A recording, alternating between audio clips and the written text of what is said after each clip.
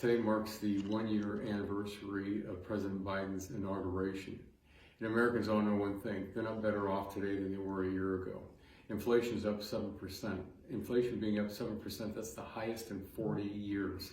And it's because of the policies of this administration. And when you think about one of the driving factors of inflation out there, it's energy. And we all know one thing: what did President Biden do on his first day in office? He killed the Keystone XL.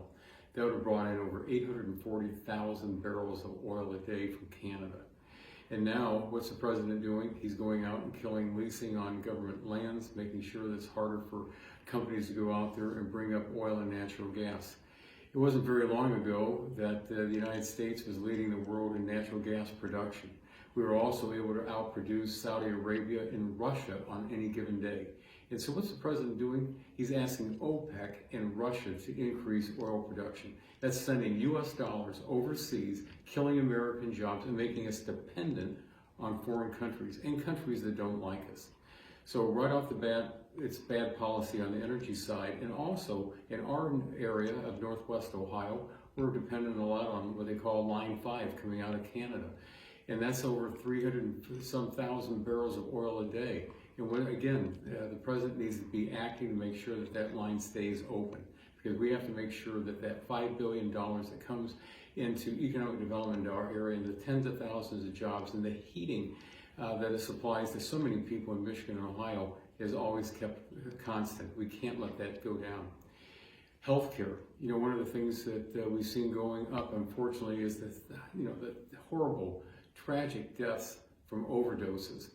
And last year, we went over 100,000 people in this country dying of overdoses. And one of the things we do know about is that a lot of it's being caused by fentanyl.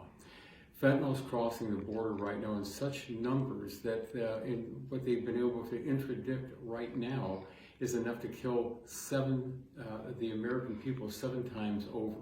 So, the administration, what are they doing? Their open border policies is hurting Americans and killing Americans because these drugs are getting in here. At the same time, when you think about those healthcare workers, because of COVID, all the work that they've done for us, the long hours, making sure that they're treating all those people that are ill. Well, instead of treating them as heroes, now they're almost being treated as villains. And these mandates that are coming out of the administration are causing some people to say they're not going to be working in the healthcare fields anymore. We got to keep them there. We want them there. We want to treat them as heroes. So it's important. The other areas that I've worked on, especially with autonomous vehicles, we're not seeing any lead from the administration on this. It's important. We don't want Chinese technology in American vehicles. We already know right now the Chinese are testing autonomous vehicles in California. We need to lead on that, and that's my legislation that I've had. We can do it. We can produce it right here in the United States. It's important. And when you think about on the telecommunications side, it's important that we think about this. We want to make sure that our kids are protected out there. We want to make sure that they're protected when they're going on online. We're not seeing any leadership on the administration. So when the President of the United States says that the United States is better off in 1 year since he's been president, Mr. President, I think you better look in the mirror. It's important because, again, we're not going forward, we're going backwards. So we've got a lot of work to do. We've reached out to the president. We're willing to work to make sure we move this country forward, but all we hear from the administration is our way or the highway.